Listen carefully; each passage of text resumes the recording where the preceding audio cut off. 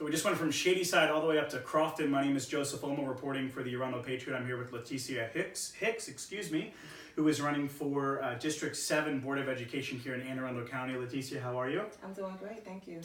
Thank you for accepting the interview, first off. Board of Education is such an important position, and I really want to get into that real quick before we start the interview. It's so important because these are the people that are in charge of our children's education.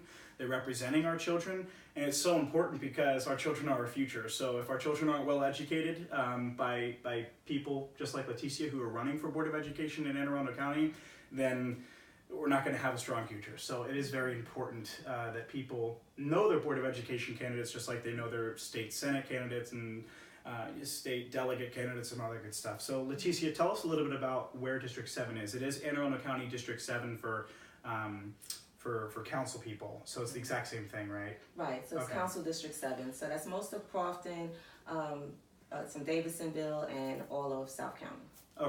Okay, cool. So you're actually just covering where I was just interviewing Mark Shea. That's Exactly. funny. Okay, so tell us a little bit about your past, your experience, and really what inspired you to ultimately run for Board of Education. Okay, sure. I am a public servant, 22 years with the Department of Justice, Federal Bureau of Prisons. The majority of that time, 16 years of that time, specifically in education. So when I was inside of the prison, I actually taught the inmates, both male and female inmates, helping them achieve their GED, preparing them for re-entry, career training, etc. Yeah. Also in my community, I am an ESL instructor, English as a second language teacher. So I taught during the evenings and on the weekends as an adult educator. My background, my educational background, I have my BAs in criminology, and then I have a master's in public administration as well as education. So how did you get into the education part when you were working for the Department of Justice? Well, within the Bureau of Prisons, there are several professional positions, so it's not just a correctional officer. Within Right. the Federal Bureau of Prisons, you're all considered correctional workers. Right. So you have a lot of different areas in that. So I was always involved in education, and the opportunity came open for that position in the education department. So I went over and started teaching. That's really cool that you wanted to help out inmates, because most of the people who are running for BOE, it's like helping out the kids. It's great, but also, education is a form for everything, not just for kids. It's for everybody. Exactly. So exactly. I We're love constant educators, and when they're in prison, it's like it's a little world in there. So the inmates that come in and they don't have they haven't achieved their high school diploma, or they're not English proficient, they're required to participate in educational programs as well as recreational programs. So it's all part of trying to keep them busy, enriching their lives, and hopefully they'll take advantage of that so that when they eventually get released, and they do, they'll be able to be productive citizens. Now, the ESL, is that also in prison as well, or was that separate? No, I did that in prison The ESL, as well. okay. Yes. So do you speak Spanish? No. Okay. Only a little bit, un poquito. Okay. Un poquito, okay. In my classroom, in my classroom, specifically in the prison, you can have inmates there from many different countries. So I had a lot of students there that majority was Spanish speakers. I brought up the Spanish because I zoned out on the part where you said if it was rather in prison or if it was outside of prison that you did the ESL. I also in my community. Wow, exactly. that's awesome. Yeah, during the evenings and on the weekends. So they actually sought out native English speakers. Okay. Because they want to. People are always concerned about their accent, but we all have accents. We all have accents. I speak Spanish, and I'm still trying to not sound like a gringo when I'm doing it. So, what inspired you to run? You have two children yourself. Yes. What inspired you to run? Was it them? Was it a combination of what you've done in the past? Well, actually, for all those reasons. Selfish reasons. When I think about my two youngest sons who are in 3rd and 5th grade. They're going to go to public school. I went to public school. My oldest son went to public schools. I believe in public schools. I think that good community, thriving communities have strong public schools. So it was no question for me as to whether or not they were actually going to go to a public school. I feel that I pay my taxes for it. We're here. We're in the community. I think it's the best place to meet a lot of different people, than to be a part of your community. Right. So it was no question about whether or not my children were going to go to public school. It's one of the reasons why we moved to Anne Arundel County, because of its reputation of having a good school system. So I wanted to, with my children, I know how important it is as an educator, being in the classroom, having a teacher in that classroom that's actually engaged and qualified. And I, for selfish reasons, initially was saying, well, I want to make sure that my children have contact with a teacher that is going to not only educate them, but nurture them as well.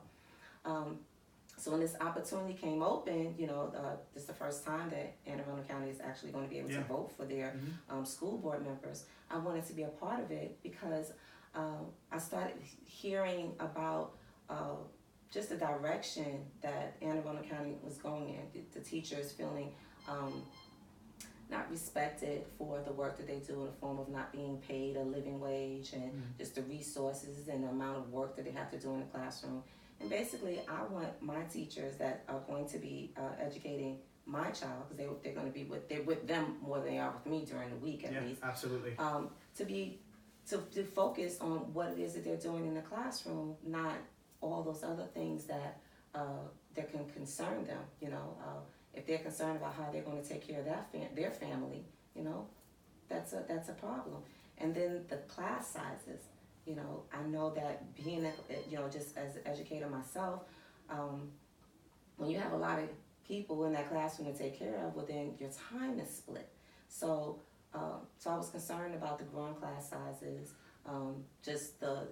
What's an answer to the growing class sizes? How do we fix that? We hire more teachers. Yeah. We definitely hire more teachers. But then the hiring the teachers, it goes into the salary of the teachers. You want less kids in the classroom, so that way they're spending more quality time with teachers.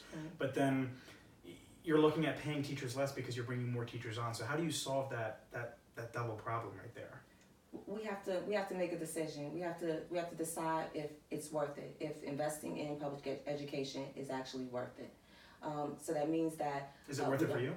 Absolutely, it's worth it for me. I mean, we're talking about, you mentioned it earlier when we started this, that they are our future. So whether you actually have children or not, public school is important. We have a lot of development here in Crofton, and I know it's important when I see the advertisements for the housing developments, because they advertise, Anne Arundel County, great public schools. So obviously it's a good marketing tool to actually have great public schools. So if we know that it's good for business and it's good for the community, and of course we want to do that for our children, then we want to invest in it. We don't want to cut them short on one end or the other. How are you going to get along with people like Steve Shue, who's the current county executive, and try and divert money from development to our education system, which is in dire need? We need higher teacher salaries. Obviously, you just said that. How are you going to work with people who are already in office that are trying to take money from educators and put it into development and stuff like that? Well, development is not a bad thing as long as we keep up with the public facilities with the development. Okay, but I think just like in anything, it takes a community to get involved in it, to actually make known what it is that we want, and we see how effective that is. When his initial budget, Shue's budget, he didn't put in any counselors, I believe it was, and then he revised it, right, to include some, right, as well as a little more teachers. And I think that was because of the community's pressure, because people were out there saying, this is what we want, this is what we need, for our community, for our children, for our teachers, this is what we want. So therefore, he found a way to work it out. So this is how this thing works. This is what our needs are, and we pull everyone together to figure out how we can make that work to meet the needs of our children and our community. So, kind of shifting it from the administrative part and going into more of school safety, there's been a lot of stuff that's been going on. I mentioned it in all my interviews, and I'm not going to mention it in this one. All the different school shootings that there's been.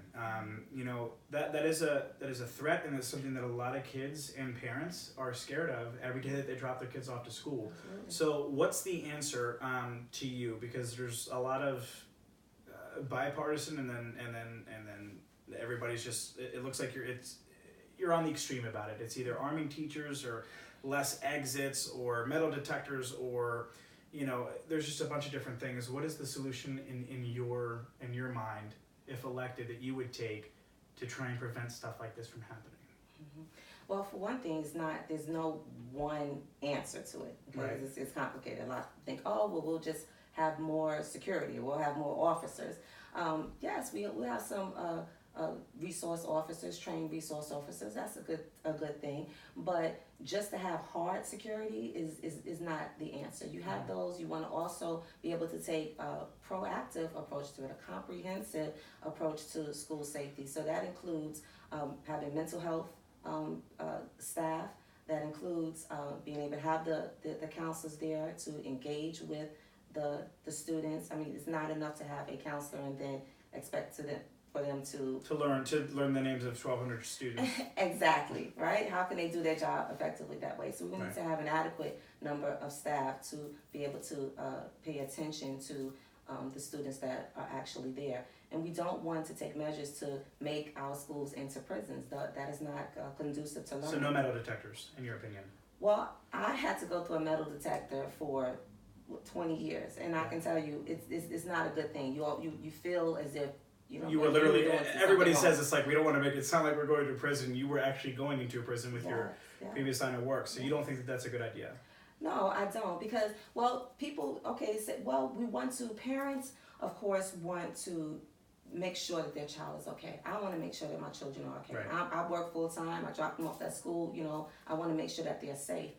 But then there's a lot of other things that come into play when you have that metal detector there. One, we have to assume that the child, the student, whoever that's going to cause harm is actually going to go through the metal detector. I mean, there are other ways for them to, if they had a gun, to get the students out, like pulling the fire alarm, right? And having the kids come out. But then what happens when you have other things that's in the school, the kid's bag that might send the metal detector off, and then what do? Are we going to pat search the kids? And who's going to do that? If they don't clear the pat search, then are we going to strip search and have a visual search of the kids? So we run into a lot of other areas that still have to be answered if they don't clear that metal detector. What are we going to do then?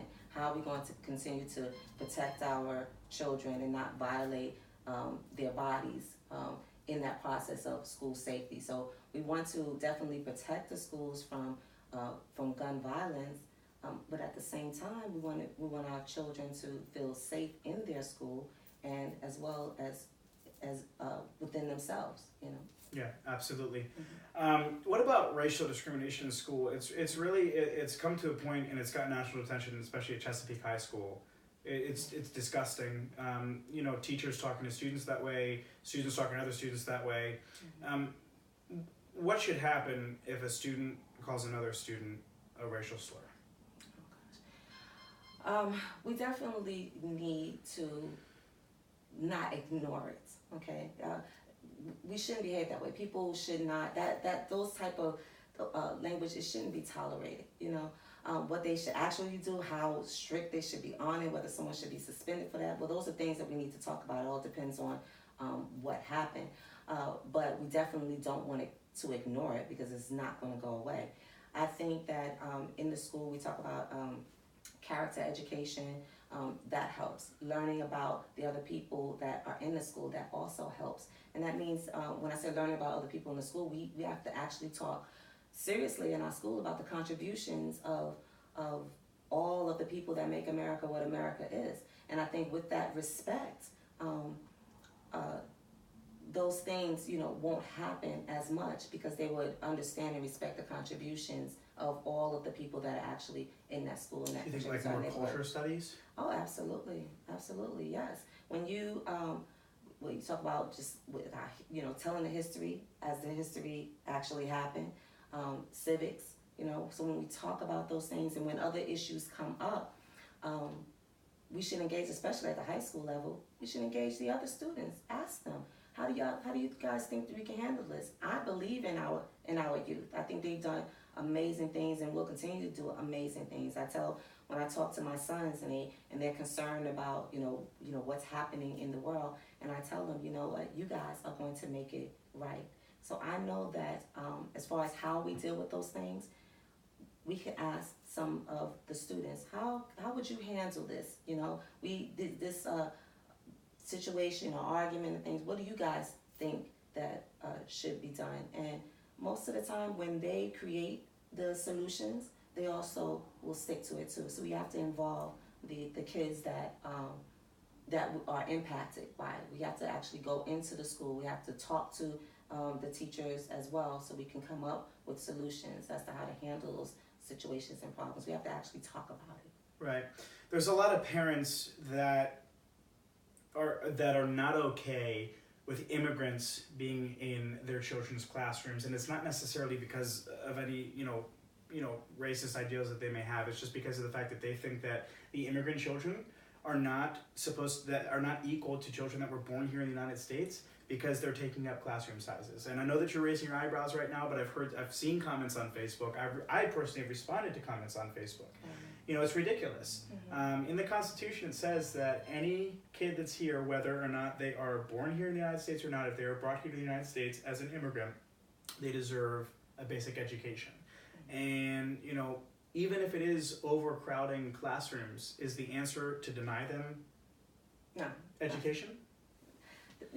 That's ignorance, and that's silly, because that child, that family is still part of your community. So people have to think about who they want in their community. It just seems silly to me, that people would be so selfish. I think that's a good word to say for it, but they're still human beings, and I think a lot of times people forget that. Everyone in this country, everyone in America besides the Native Americans are immigrants.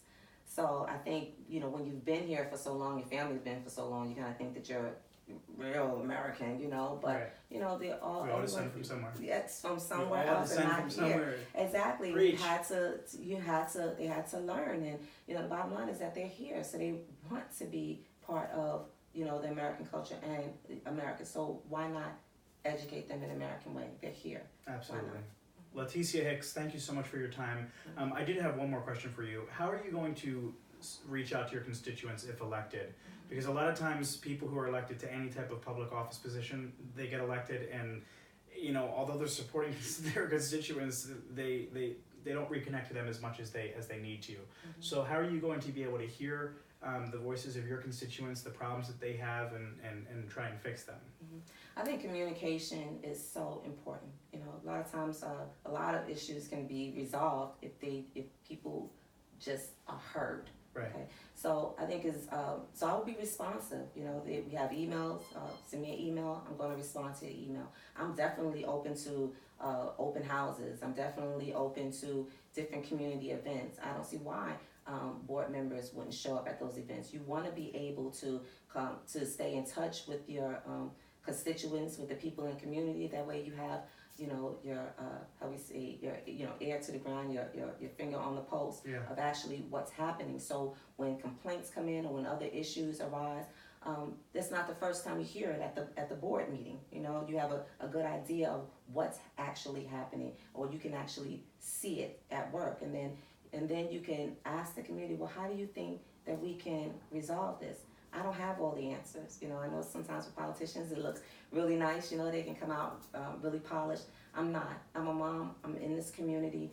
I'm invested in this community. We're not going anywhere. So I feel like because I'm part of the community, because of my background, having worked with people from various backgrounds and various situations, from the prison and into the community, I know how important it is to keep an open lines. I know how important it is not to assume what it is that you think you might know about a situation. I know how important it is to just ask. So that's one of the best things about this campaign, actually engaging with the other folks. And so that's something I want to continue doing. That's something I think that everyone should do, because this is a collective effort. No one should be expected to tackle the issues that we have or to keep our public schools strong by themselves. Right. Laticia, how can people get in contact with your campaign, ask you more questions, donate, door knock, volunteer, whatever it may be? Yes, please. All of those things. All of those things. My website, is my name, LATICIA HICKS altogether.com. I'm also on Facebook and on Instagram. Okay, beautiful. Laticia Hicks, you were running for Anne Arundel County Board of Education District 7 here in, you said Arnold, Crofton, and South County? It's not Arnold, excuse me. Go ahead. Councilman District 7. You know me better. Yes, you so know that's, better. That's Crofton, Davidsonville, and all of South County areas. Okay. Yes. Beautiful. Absolutely. Thank you so much for your time. Nonpartisan election. It's the one of the only people on the ballot or candidates on the ballot that do not require a party affiliation to be able to vote for, because you should keep politics out of school. Absolutely. And let you guys do your work. Nonpartisan and unaffiliated voters can all vote. Yeah. Yeah. So I'm encouraging everyone to take advantage of the early voting, which starts June 14th. So Yeah. Go straight through the weekend. And our primaries are on June 26th. Thank you guys so much. My name is Joseph Olmo for the Arundel Patriot. We'll be back live with some more candidate interviews later on this week.